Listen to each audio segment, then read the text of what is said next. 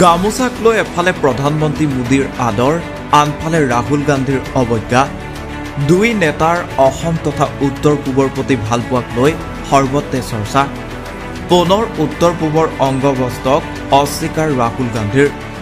ৰাষ্ট্ৰীয় প্ৰেক্ষাপটত অৱজ্ঞা উত্তৰ পূবৰ অংগবস্ত্ৰ। অসমৰ স্বাভিমানস্বৰূপ গামোচাক অপমান কংগ্ৰেছ নেতা ৰাহুল গান্ধীৰ।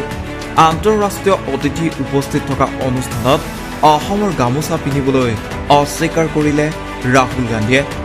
উত্তৰ পূবৰ কলা সংস্কৃতিক থিম হিচাপে লৈ প্ৰস্তুত কৰা হৈছিল এই বিশেষ গামোচাখন। ৰাষ্ট্ৰপতি ভৱনৰ অভ্যৰ্থনা অনুষ্ঠানত যচা হৈছিল এই গামোচা। কিন্তু সেই গামোচা ল'বলৈ অৱজ্ঞা কংগ্ৰেছ নেতা ৰাহুল গান্ধীৰ। আৰু তাৰ পাছতে সেই দৃশ্যক লৈ এতিয়া ৰাজ্যজুৰি চৰ্চা। তাৰ মাজতে প্ৰধানমন্ত্ৰীয়ে গামোচাক দিয়া মৰ্যাদাক লৈ গৰ্বিত অসমবাসী। প্ৰধানমন্ত্ৰীৰ পৰীক্ষা পে চৰ্চা অনুষ্ঠানত শিক্ষাৰ্থীক এনেদৰে অসমৰ ফুলাম গামোচাৰে আদৰণি প্ৰধানমন্ত্ৰী নৰেন্দ্ৰ মোদীৰ।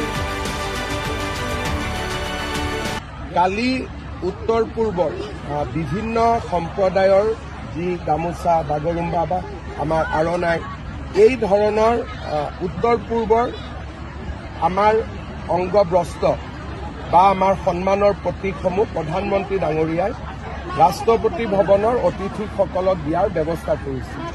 তাত ইউৰোপৰ পৰা অহা ডেলিগেশ্যনবিলাকো আছিল। সকলোৱে সন্মানেৰে সৈতে এই সন্মান গ্ৰহণ কৰিলে, কিন্তু ৰাহুল গান্ধীয়ে তাক অস্বীকাৰ কৰিলে। গামোচাও নিপিন্ধিলে, বাকী অংগবস্ত্ৰও নিপিন্ধিলে উত্তৰ পূৰ্বৰ পৰা যোৱা। এই ঘটনাই সকলোকে দুখ দিছে, কিন্তু আমাৰ বাবে এইটো প্ৰথম কথা নহয়। আগে পিছেও ৰাহুল গান্ধীয়ে কেইবাবাৰো অসমৰ গামোচাক তেওঁ অপমান কৰিছে। প্ৰধানমন্ত্ৰী ডাঙৰীয়াই বিদেশতো গামোচাখন লৈ ফুৰে, যদিও তেওঁ গুজৰাটৰ মানুহ।